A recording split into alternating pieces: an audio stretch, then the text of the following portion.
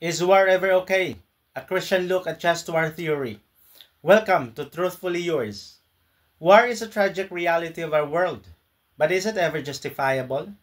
Today, we're exploring just war theory, a set of Christian principles for evaluating when and how war can be morally permissible.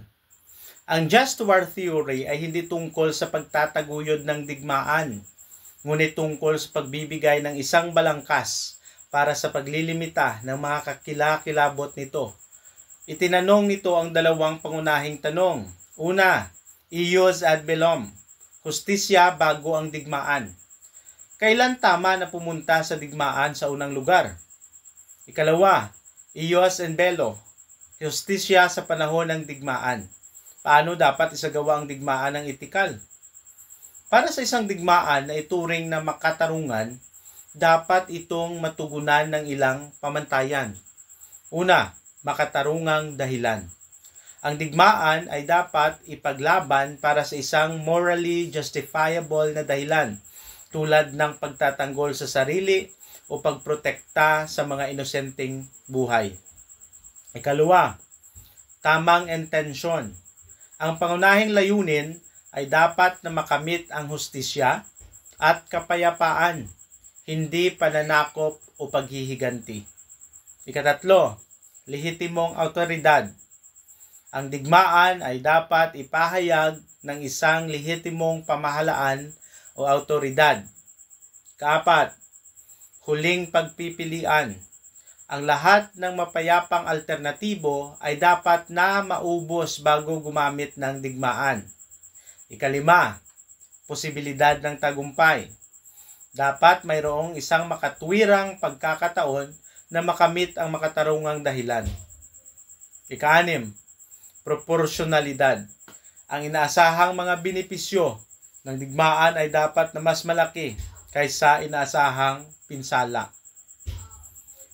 Ius in bello focuses on how war is fought. Principle number 1, discrimination. Combatants must distinguish between military targets and civilians, avoiding harm to non-combatants whenever possible. Principle number 2, proportionality. The amount of force used must be proportional to the military objective, avoiding unnecessary distraction. Principle number 3, fair treatment of prisoners. Prisoners of war must be treated humanely and in accordance with international law. Micah 6:8 says, He has told you, O man, what is good, and what does the Lord require of you, but to do justice, and to love kindness, and to walk humbly with your God. This verse reminds us that even in war, we are called to act justly, with kindness and humility. Ang just war theory ay isang komplikado at mapanghamong balangkas. Ngunit nagbibigay ito ng isang mahalagang kasangkapan para sa mga Kristiyano na naghahanap upang mag-navigate sa mga moral na pagkakomplikado ng digmaan. Action number 1, turuan ang iyong sarili. Matuto ng higit pa tungkol sa just war theory at ang paglalapat nito sa kasalukuyang mga salungatan. Action number 2, itaguyod ang kapayapaan. Suportahan ang mga pagsisikap na diplomatiko at hindi marahas na solusyon sa salungatan hanggat maaari. Action number 3, manalangin para sa mga leader. Manalangin para sa karunungan at pag-unawa para sa mga gumagawa ng mga desisyon tungkol sa digmaan at kapayapaan. Action number 4, suportahan ang mga biktima ng digmaan.